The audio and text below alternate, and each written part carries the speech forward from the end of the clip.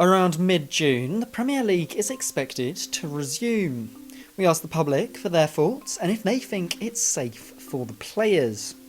I don't think, in all honesty, that it will pose a threat to players because under the government guidelines, they've had to bring in experts to do testing before they go to train.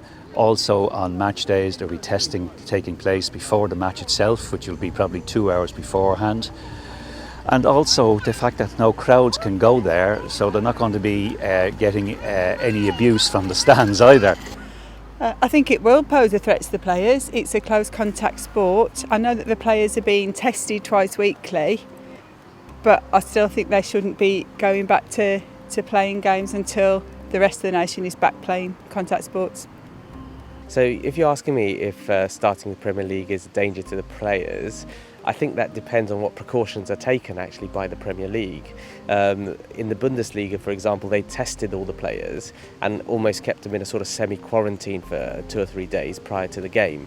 And if they could do something like that, then clearly the risk level to the players is significantly reduced actually, if it is just a cohort of 20 or 30 players. Of course, if they're not tested, then they're allowed to mix with family and friends 24, 48 hours before any game, then clearly the risk goes up because it's a contact sport. I think it will. I mean, after all, football in this country is the national game, unlike any other sport, whether it be rugby or hockey or otherwise.